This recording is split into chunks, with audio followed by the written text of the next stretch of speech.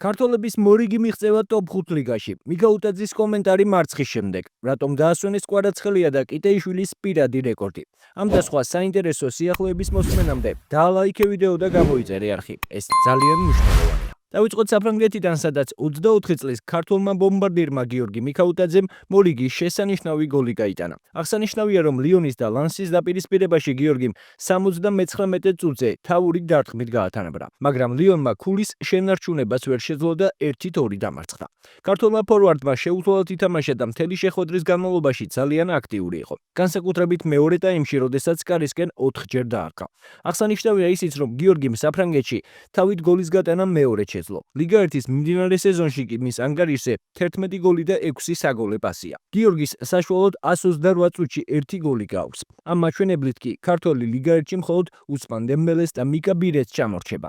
მიქაუტაძის ეს გოლი ასევე აღსანიშნავია იმით, რომ ის არის ზუსტად მე-200 ქართული გოლი ტოპ 5 ჩემპიონატში. უფრო კონკრეტულად კი ეს გოლები ასე ნაწილდება: 82 გოლი ბუნდესლიგაში, 53 გოლი სერია A-ში, 47 გოლი ლიგა 1-ში, 17 პრემიერ ლიგაში და 1-იც ლა ლიგაში. პირადი კარიერისთვის ამ მნიშვნელოვანი გოლის და კლუბისთვის დასანანი მარცხის შემდეგ ქართველმა მედიასთან ლიონის ევროტურნირებზე მოხვედრის შანსებზე ისაუბრა. ვფიქრობ, თამაშს ჩვენ ვაკონტროლებდით და ორი ისეთი გოლი გავუშვით, რომლის თავიდან აცილებაც შეგვეძლო. განსაკუთრებით მეორე გოლის, რის შემდეგაც თამაში დაბრუნება ვეღარ მოვახერხეთ. 5-10 წამის განმავლობაში მეტოქე მარტო მირბოდა და დარტყმის მოსამზადებლად დიდი დრო მივეცით. სამწუხაროა, რადგან ჩვენ შანსები გქონდა და ვერ გამოვიყენეთ. ეს ძალიან რთულია და სახლში წაგებით საკმაოდ იმედგაცრუებულები ვართ. შანსები გართულდა, მაგრამ ორი თამაში გვაქვს დარჩენილი და ისიც არ ვიცით კონკურენტები როგორ ითამაშებენ. მონაკოსთან შეხვედრა მნიშვნელოვანი იქნება. თავარი ჯერ ეს არის. მონაკოსთან უნდა გავიმარჯვოთ და შემდეგ ვნახოთ რა იქნება. ვიცით, რომ ორი თამაში დავრჩა და 6 ქულის აღება შეგვიძლია. ასე რომ ყველაფერს გავაკეთებთ ამ 6 ქულის მოსაპოვებლად. შეგახსენებთ, რომ ლიონს სეზონის დამთავრებამდე 2 ტურით ადრე 54 ქულა აქვს და მე-7 ადგილზეა, თუმცა თუ ქართველის გუნდი ორივე თამაშს მოიგებს და მეტოქე ქულებს დაკარგავს, ლიონი ევროტურნირების ზონაში მოხვდება. ლიონს მომდევნო მნიშვნელოვანი შეხვედრა 10 მაისს სტუმრად მონაკოსთან ექნება. ტოპ 5 ლიგაში გატანილ 200 გოლში თავის წვლილი შეიტანა ზურიკო დავითაშვილმაც, რომელმაც საფრანგეთის ჩემპიონატის ზედიზედ მეორე შეხვედრაში გაიტანა, მაგრამ სამწუხაროდ ამ შემთხვევაშიც არ აღმოჩნდა ქართველის გოლი გამარჯვებისთვის საკმარისი. სენტ-ეტიენი მონაკოსთან 1-3 დამარცხდა. მწვანეების ერთადერთი ულამაზესი გოლი საჯარიმოს გარედან სწორედ ზურიკოს ანგარიშზეა. შედეგად ქართველს ლიგა 1-ის 31 შეხვედრაში 9 გოლი და 7 საგოლე პასი აქვს. აღსანიშნავია ისიც, რომ ზურიკომ 9 გოლიდან 4 საჯარიმოს გარედან გაიტანა და ამ მაჩვენებლით მიმდინარე სეზონში ლიგა 1-ში საუკეთესოა. რაც შეეხება სენტ-ეტიენს, ის 27 ქულით მე-17 ადგილზე რჩება. მწვანეები მომდევნო თამაშს 10 მაისს სტუმრად რეიმსთან გამართავენ. ბოლო ტურში კი 17 მაისს შინ ტულუზას მიიღებენ. თუ მწვანეები დარჩენილ შეხვედრებში ქულათა მაქსიმუმს არ აიღებენ, ლიგა 2-ში დაბრუნება მოუწევთ. მაგრამ იმედია, რომ ნებისმიერ შემთხვევაში დავითაშვილი ზაფხულში ახალი გუნდის მაისურს მოიდგებს. ხვიჩა კვარაცხელიას პარი სენ-ჟერმენი კი სტრასბურგზე სტუმრად და 2-1 დამარცხდა. აღსანიშნავია, რომ ლუის ენრიკემ ძირითადი შემადგენლობის თითქმის ყველა ფეხბურთელი დაასვენა, მათ შორის ხვიჩა კვარაცხელია.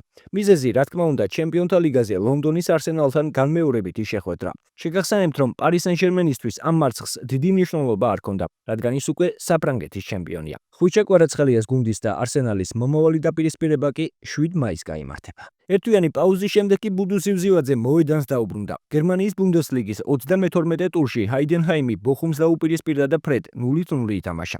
ქართველი თამაში მე-80 წუთზე ჩაერთო. ბუდუმ საჯის მიერ დამატებულ მე-6 წუთზე თანაგუნდელს საგოლე მომენტით შეუქმნა, მაგრამ მას ბოხუმის მეკარე მაჯობა.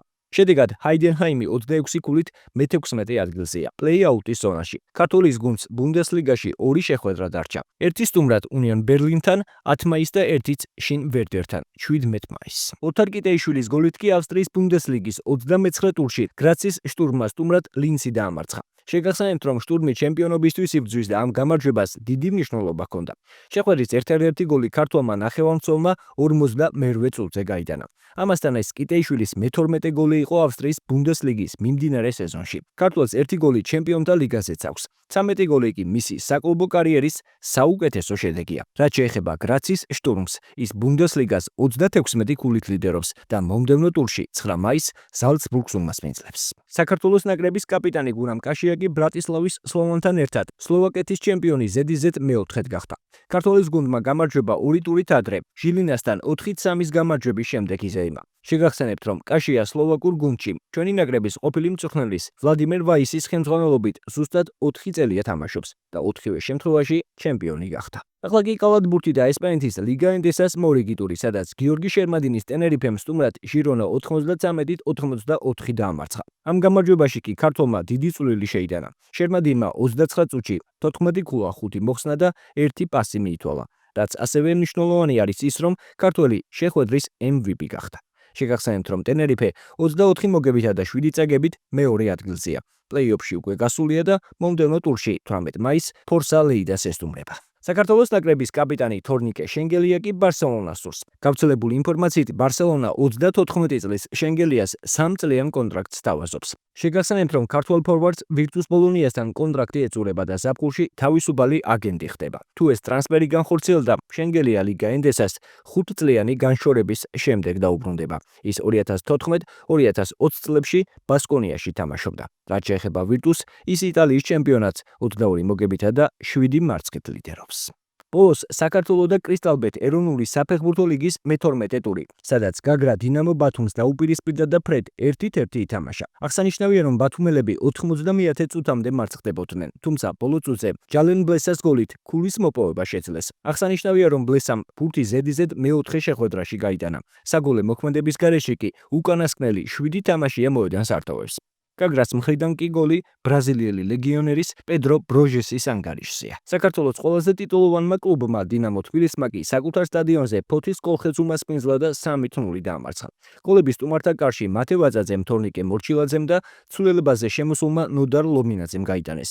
აღსანიშნავია, რომ 94 წუთზე ფოთელთა ფეხბურთელი სულეიმან მეიდე უხეშობის გამო გააძევეს. ამავე ტურში ტორპედომ თელავი 3-1 დაამარცხა, რითაც კახეთის კლუბის მოუგებელი სერია 6 მატჩამდე გაიზარდა. ქუთაისური გუნდის მხრიდან გოლები ბიორნ იონსენმა, მერაბ გიგაურმა და პაატა ღუდუშაურმა გაიტანეს. თელაველთა მხრიდან კი ტატო ჟივიცე გამოირჩა. გარეჯმა კი გიორგი მიქაძის ხელმძღვანელობით პირველი გამარჯვება იზეიმა. გარეჯელებმა წყალტუბო სამგურალი, ფრანსუა ეკონგოლოსა და ლევან პაპავას გოლებით დაამარცხეს. წყალტუბოელთა მხრიდან კი ერთადერთი გოლი გიორგი ფანცულაიამ გაიტანა. შედეგად 12 ტურის შემდეგ კრისტალბეთ ეროვნულ საფეხბურთო ლიგას 30 ქულით იბერია ლიდერობს, რომელიც მეორე პოზიციაზე მყოფ დინამო ბათუმს 6 ქულით უსწრებს. მომდევნო ტურის შეხვედრები 7 და 8 მაისს გაიმართება.